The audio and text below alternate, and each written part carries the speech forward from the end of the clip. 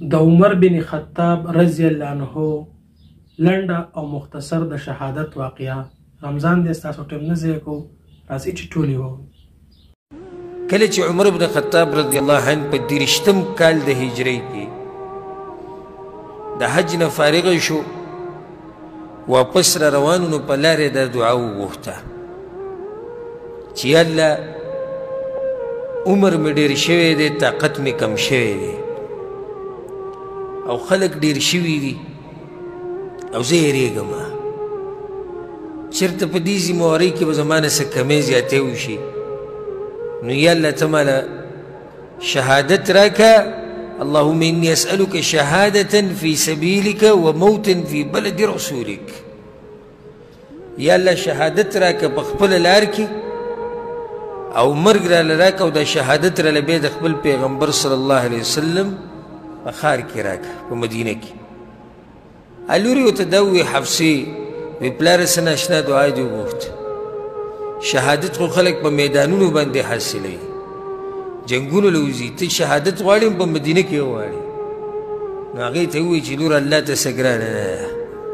الله اکبر. الله دا دواړه خبرې د هغه دپاره را جمع کړې وي. مغیره بن شعب رضی الله عنه صحابي و، د ده سره یو غلام و ابو لؤلؤ المجوسي. دا مجوسي و، دا ابو لؤلؤ چې دا مجوسي و، اصل کې د روم و. ابو لؤلؤ فیروز المجوسي مجوسي او اصل و د روم. دا د مغیره بن شعب رضی الله عنه سره مریو او ډېر تکړه هلک و، ډېر ماهر و، په ډېرو کارونو پوهېدو. نو هغه په ده باندې ټکس لګولی و، روزانه 2 درهمه. نو بیا هغه ټکس یې په ده باندې ډېر کو او هغه یې 100 ته ورسو چې 100 درهمه به ته د میاشتې راکې. نو د ده عمر بن خطاب رضی الله عنه ته ډېر قار و، ځکه چې عمر رضی الله عنه وایي دا ټکس په ما باندې ډېر کو، 100 درهمه د میاشتې زه د کوم ځای نه راوړم. عمر بن خطاب ته خو پته و چې دا ترکاڼ هم دی، انګر هم دی او اوسپنې هم جوړوي او هر څه جوړوي، نو ځکه پې دا ټکس ډېر کړو، ځکه د ډېرې پیسې ګټي. نو عمر بن خطاب رضی الله عنه د خپلو ملګرو سره روان او په ده باندې تیر شو. نو چې په ده باندې تیر شو، نو ده ته یې وی ما اورېدلي دي چې ته دا پلونه ډېر مزدار جوړوې، د جرندې دا پل نه دا ډېر مزدار جوړوې، وایي په هوا تاویږي. هغه ورته ستا دپاره خو مې داسې پل تیار کړی دی یتحدث عنها الناس في المشارق والمغارب. خلک به د هغې تذکره کوي په مشرق کې او په مغرب کې. او دا د منګل ورځ وه، دا کوم ورځ چې ورته دا خبره وکړه. عمر بن خطاب ووایي تاسو د هلک په دې خبره پوه شو؟ هغه وایي نه، وایي دی ماله دمکي راکوي چې تا به مړ کومه،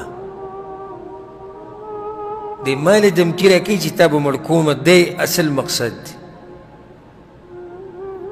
نو عمر بن خطاب رضی الله عنه بیا سحر له د بوت ورځ وه او د سحر مونځ یې پړاوه، د سحر په منځه کې امام او 4 ورځې د ذوالحجې په دې میاشت کې پاتې وي.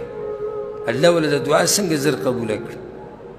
یعنې ذوالحجې کې حج کېږي، د حج نه چې واپس راتو دغه دعا یې وغوښته او 4 ورځې په دې میاشت کې پاتې وي. او 30 کال د هجرۍ و چې دغه خبیث جومات ته ننوتو او یو خنجر یې راوړی و چې د هغې 2 سوکې وي،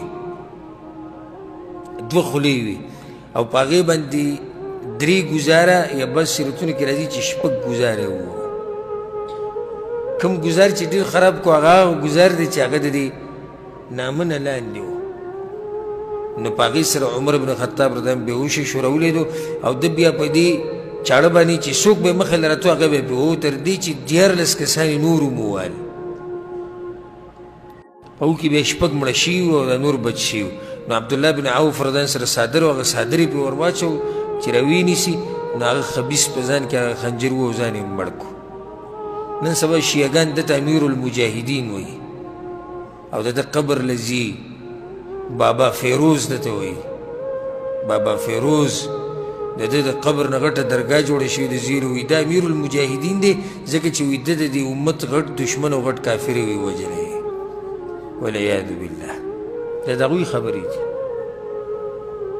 نو عمر بن خطاب رضیان بیا کور ته بوتلی شو او هلته بیا بېهوش او په هوش کې بیا راغی او مونځ چې دی عبدالرحمن بن عوف رضیان پوره کړو هغه دویم رکعت او بیا هغه واقعه موږ بیان کړي ده تفصیلا چې هغه بیا د خپل زوی ولیږو د عایشه رضی الله عنها اجازت وغوښتو چې هغه هلته ماله ځای راکړي نو هغې ولې اجازت ورکړو چې دلته دې ښخ کړی شي نو 3 ورځې بعد د دې واقعې نه 3 ورځې بعد مړ شو او د اتوار په ورځ باندې ښخ کړی شو دا د عمر بن خطاب رضی الله عنه د شهادت مختصر واقعه وه د اتوار په ورځ ښخ کړی شو او 40 کال د هجري شروع شوی د محرم میاشت وه د ابوبکر صدیق رضی الله عنه په خوا کې په اجازت عایشه رضی الله عنها ښه دا وه لنډه او مختصر واقعه د دغه شان واقعاتو لپاره تاسو زموږ د یوټیوب چینل ځان سره